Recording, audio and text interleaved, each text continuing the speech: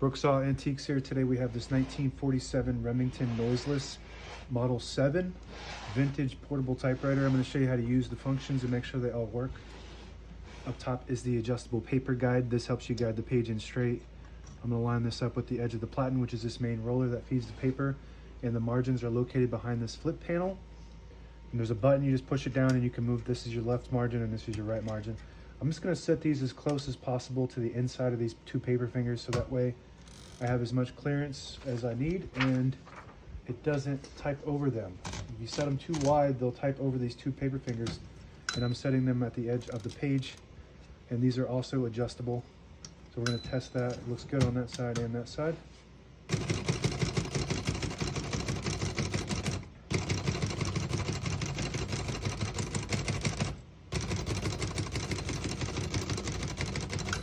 Once you hear the bell, you're at the end of the margin. You hit this line space, gets you back to the beginning, and skips 1, 2, or 3 spaces.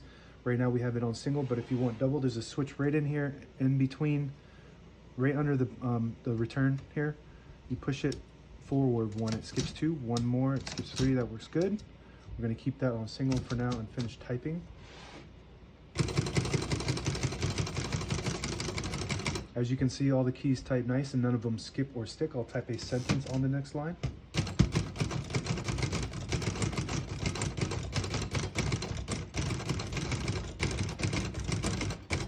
Excellent condition typewriter all the way around as far as functioning and cosmetics. Very nice. Very rare to have one in this age to be in such good condition. To pull the page out easy, there's a switch on the right side here behind the knob. That's the carriage release.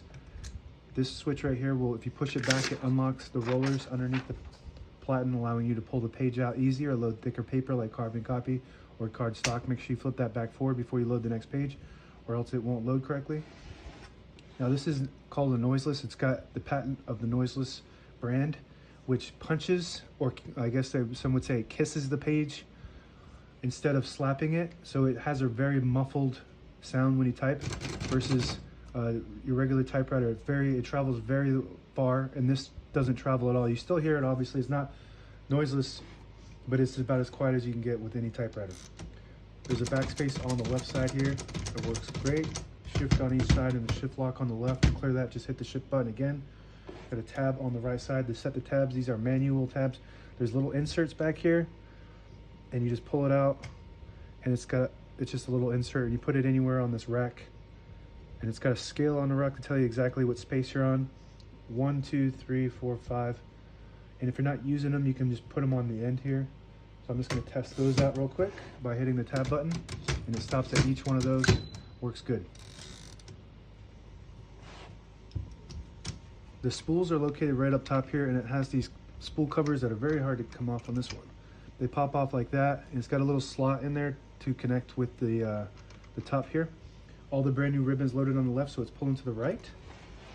If you want to switch that direction, you push in this little rod here, and if you push it in from the right, it pulls to the left. And the same concept, if you push it in from the left, it pulls to the right. That works good. By the way, these things break. They're made out of hard plastic, and I have these 3D printed, designed. So if you need an extra, check out my shop. These are the originals on this one though. They're in good shape. Touch control on the right side here from low to high. The farther down you go, the more tension there is when you hit the keys. The farther up you go, the less tension. You don't have to hit the keys as hard for them to print. That works good. Margin release on the top right. When you get to the end of the margin, it's got a locking mechanism that won't let you print. If you hit that margin release, it'll allow you to go all the way to the end or until you get stuck on that right paper finger. So this has a pretty unique locking mechanism for the Carriage. You have to pull this lever here down.